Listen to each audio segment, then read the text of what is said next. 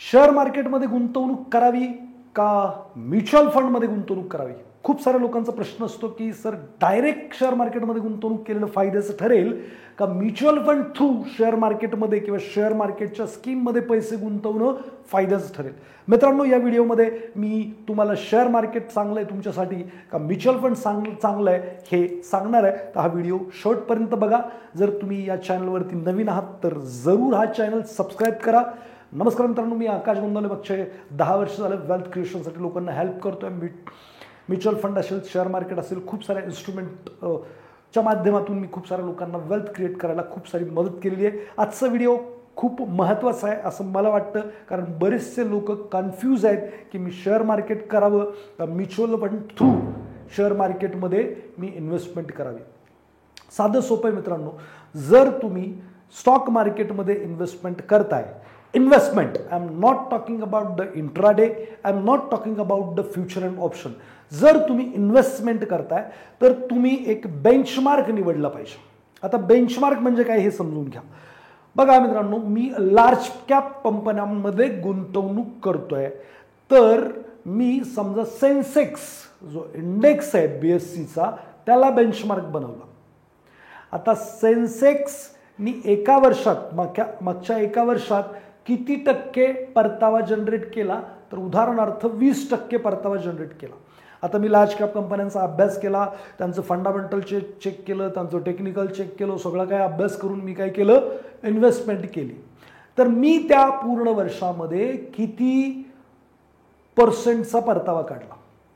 मग मी कोणाशी तरी तुलना केली पाहिजे. तर मी बेटर करतोय का वर्स्ट करतोय हे समजेल, मी चांगलं करतोय का मी वाईट करतोय हे समजेल.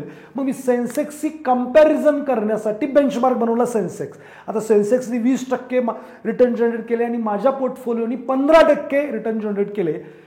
तर या केसमध्ये मी 5% मायनस अल्फा जनरेट केलेला आहे. म्हणजे काय की मार्केटमध्ये मी न अभ्यास करता डायरेक्ट सेन्सेक्समध्ये पैसे लावले असते तर मला 20% परतावा मिळाला असता. आणि मी खूप सारा अभ्यास केला, खूप सारी मेहनत केली, खूप सारा वेळ दिला आणि त्याच्यानंतर मी 15%चे रिटर्न जनरेट केलेत. तर हे काहीही कामाचं नाही आहे. जर तुम्ही बेंचमार्क कंपॅरिझनला घेतच नाही आहे तर याचा अर्थ तुम्ही इन्व्हेस्टमेंट करूच शकत नाही स्टॉक मार्केटमध्ये. तर तुम्हाला कसं कळणार you are doing better worst? तुम्ही काय केलं पाहिजे? तर पहिलं तर बेंचमार्कला कंपॅरिझन करायला शिका. आता स्मॉल कॅपचा पोर्टफोलिओ बनवाल, मिड कॅपचा पोर्टफोलिओ बनवाल आणि लार्ज कॅपचा बेंचमार्क बनवाल तर ते चालणार नाही. जर तुम्ही मिड कॅपचा पोर्टफोलिओ बनवताय तर मिड कॅपचा इंडेक्स घ्या. जर स्मॉल कॅपचा बनवताय तर स्मॉल कॅपचा इंडेक्स तुम्ही बेंचमार्क म्हणून घेऊ शकता आणि मग कम्पेअर करू शकता I am doing better or worst. तर या केसमध्ये -5% अल्फा जनरेट जर तुम्ही करत असाल, बेंचमार्कलाच बीट करत नसाल तर तुम्हाला स्टॉक मार्केटमध्ये गुंतवणूक करण्याचा अधिकार नाही आहे.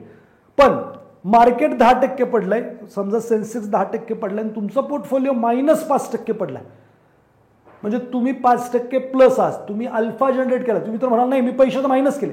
पैसे मायनस होऊ द्यात. तुम्ही काही जगाच्या बाहेर पैसे बनवत नाही, तुम्ही मार्केटमध्ये पैसे बनवताय. जेव्हा मार्केट 10% तुटलंय आणि तुमचा पोर्टफोलिओ 5% तुटलाय तर you have created 5% alpha. So तुम्हाला अधिकार आहे मार्केटमध्ये इन्व्हेस्टमेंट करण्याचा. बघा अजून एक एक्झाम्पल घेऊयात. उदाहरणार्थ सेन्सेक्सनी 20% रिटर्न जनरेट केले आणि तुमच्या पोर्टफोलिओनी 25% रिटर्न जनरेट केले, म्हणजे तुम्ही 5% जास्त अल्फा जनरेट केला. तुम्हाला मार्केटमध्ये गुंतवणूक करण्याचा अधिकार आहे. यार आता हे 1 वर्ष केलं तर नाही चालणार. Consistently you are beating the benchmark, then हे चालणार आहे. तरी सुद्धा उदाहरण म्हणून आपण समजूयात की तुम्ही किती पैसे गुंतवले. पण मग तुम्ही ₹1,00,000 गुंतवले, प्रचंड अभ्यास केला आणि 25% अल्फा जनरेट केला, जिथं सेन्सेक्सनी 20% जनरेट केला, म्हणजे 20% रिटर्न जनरेट केले आणि तुम्ही 25 केले. म्हणजे तुम्ही लाखाला ₹25,000 बनवले, महिना ₹2,000 बनवला. पण याच्यासाठी किती वेळ दिला, किती एफर्ट दिला, किती मेहनत घेतली, कामधंदा सोडून दिला आणि ते ₹25,000 महिना ₹2,000 कमवला. 2 पण नाही, ॲक्च्युली तुम्हाला तर सेन्सेक्सनी 20% रिटर्न दिलं, तुम्ही 5% म्हणजे ₹5,000 ॲडिशनल बनवलेत एवढा सगळा अभ्यास करून. मग मित्रांनो खरंच वर्थ आहे का ते? How much money you are investing in stock market and how much return you are getting, exact पैशामध्ये किती मिळतात, मग ते किती स्ट्रेस घेतला पाहिजे, टेन्शन घेतलं पाहिजे, त्याचं गणित करायला लागेल. 5,000साठी एवढं टेन्शन, एवढं स्ट्रेस, एवढं अभ्यास, एवढी मेहनत करणं गरजेचं वाटतं का तुम्हाला? त्याच्याऐवजी तुम्ही तुमच्या फील्डमध्ये जर जास्त मेहनत घेतली, जास्त ट्रेस घेतला, जास्त काम केलं तर माईट बी 5,000पेक्षा जास्त पैसे तुम्ही कमवू शकाल. सो तुमची एक्सपर्टाईज कुठे आहे? सो मित्रांनो, माझं साधं सोपं म्हणणं असं आहे की तुम्ही 20% रिटर्न जनरेट कराल स्टॉक मार्केटमध्ये जाऊन, असं मी जर कन्सिडर केलं तर महिन्याला तुम्हाला एवढी एफर्ट घेताय, एवढी मेहनत घेताय, एवढं रिस्क घेताय, तर मिनिमम ₹1,00,000 मिळायला पाहिजेत. 1,00,000 जर तुम्हाला महिन्याला मिळायला पाहिजेत तर 20% रिटर्नने तुम्ही किती पैसे गुंतवले म्हणजे वर्षाला ₹12,00,000 तुम्ही जनरेट करू शकाल. तर 20% आय थिंक 61,00,000 रुपयाची गुंतवणूक तुमच्याकडे असेल आणि तुम्ही कन्सिस्टंटली बेंचमार्कला बीट करू शकत असाल तर मला वाटतं तुम्ही स्टॉक मार्केटमध्ये इन्व्हेस्टमेंट करण्यासाठी परफेक्ट आहात. आता बरेच लोक म्हणतात नाही आम्ही शिकतोय असं शिकून येत असते स्टॉक मार्केट. मित्रांनो, ज्या दिवशी तुमचं काम करायचं किंवा तुमची वेल्थ क्रिएट होईल त्या दिवशी तुम्ही माझ्याकडे या, माझ्याबरोबर 6 महिने वर्षभर काढा. I will teach you how to do fundamental analysis. कोणकोणत्या गोष्टी तुम्ही पाहिल्या पाहिजेत जेणेकरून मार्केट पडलं, स्टॉक पडले तरी तुम्ही रात्री मस्त निवांत झोपाल. कारण मार्केट जर चालणार आहे तर तुम्ही घेतलेले स्टॉक चालणार आहेत याची डबल नाही 10 पट गॅरंटी पाहिजे.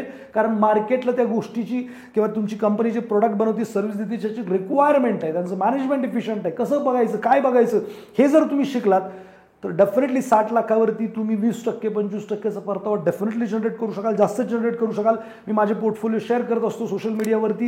यू विल सी की माझे बरेचसे पोर्टफोलिओ आहेत ज्याच्यामध्ये 60-70% CAGR आपण काढलेलं आहे. मी खूप सारे व्हिडिओ यूट्यूबला सुद्धा टाकलेले आहेत ज्याच्यामध्ये मी स्टडी पर्पजनी स्टॉक रेकमेंडेशन और स्टडी पर्पजनी स्टॉक पाहायला सांगितले होते. मागच्या वर्षी मला वाटतं मी जून महिन्यात सुरुवात केली होती. नोव्हेंबरपर्यंत मी कन्सिस्टंटली एव्हरी वीक टाकत होतो. तुम्ही त्यातले स्टॉक काढून बघा कितीतरी स्टॉक डबल, ट्रिपल, 4 पट झालेले आहेत. सो सांगायचा मुद्दा काय की हे फंडामेंटल तुम्हाला यायला लागलं, टेक्निकल तुम्ही शिकून घ्या थोडंसं, आणि या दोन्हीचं जर तुम्ही कॉम्बिनेशन केलं तर तुमचा पोर्टफोलिओ सुद्धा 5-50%, 60%चा CAGR जनरेट करू शकतो. सो साधं simple conclusion of the story काय आहे की जर तुम्ही बेंचमार्क न बनवता गुंतवणूक करत आहात तर तुम्ही स्टॉक मार्केट करणं बंद करा. कारण कंपॅरिझन होतच नाहीये. तुम्ही चांगलं करताय, वाईट करताय, कसं कळणार तुम्हाला? तुम्ही 10 वर्ष झालं इन्व्हेस्टमेंट केली, ₹1,00,000 त्याचे झाले ₹2,00,000 आणि तुम्ही म्हणता मी प्रॉफिटमध्ये. You are not in profit. कसं काय तुम्ही प्रॉफिटमध्ये आहात? तुम्हाला वार्षिक 5-7% सुद्धा परतावा नाहीये. जर गणित काढलं तर 7-8%. सो प्लीज स्वतःला मिसगाईड करणं बंद करा. ठीक आहे?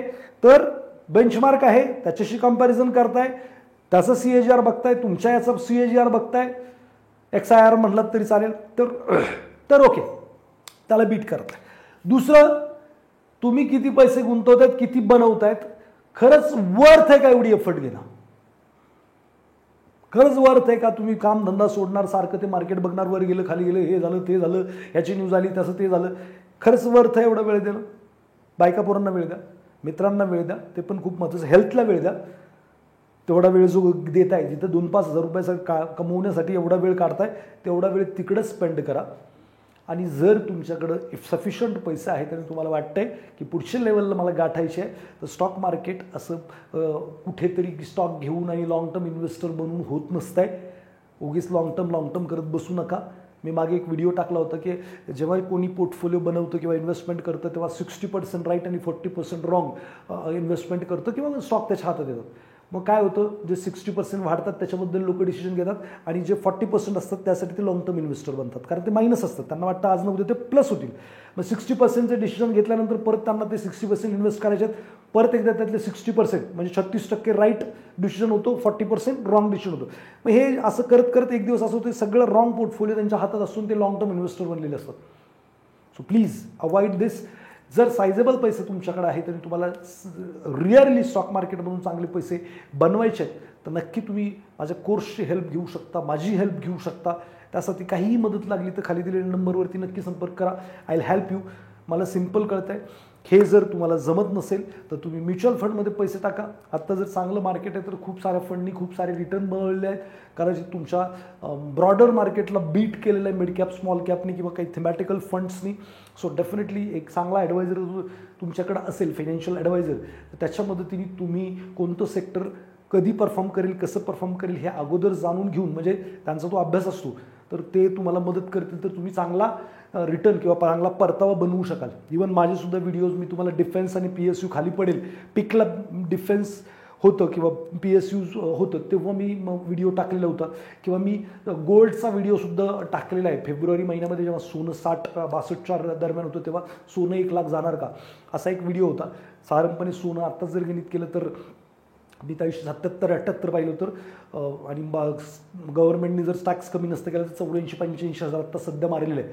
सो एक चांगला ॲडवायझर तुमची हेल्प करू शकतो. तुम्हाला काय वाटतं जे मी आज या व्हिडिओमध्ये शेअर मार्केट का म्युच्युअल फंड याच्याबद्दल बोललो, तर मला तर वाटतं की ज्या लोकांना हे सगळे क्रायटेरिया नाही झेपत त्या लोकांनी काय केलं पाहिजे, म्युच्युअल फंडच्या मदतीनं वेल्थ क्रिएशन केलं पाहिजे आणि जो वेळ त्यांच्याकडे फावला आहे तो इतर महत्त्वाच्या गोष्टींना दिला पाहिजे. सो तुम्हाला याच्यातलं काय योग्य वाटलं त्याच्याबद्दल नक्की कमेंट करा, आणि अजून कोणत्या विषयावरती तुम्हाला जर व्हिडिओ पाहिजे असेल फायनान्स रिलेटेड तर डेफिनेटली तुम्ही खाली टाकू शकता. व्हिडिओ आवडला असेल तर लाईक तर कराच, कमेंट पण करा, पण आपल्या मित्रांना शेअर करायला विसरू नका, जेणेकरून त्यांनासुद्धा ते जे वेळ वेस्ट करतायत तो बेस्ट करता येईल, याच्यासाठी मदत होईल. सो भेटूयात पुढच्या व्हिडिओमध्ये. धन्यवाद.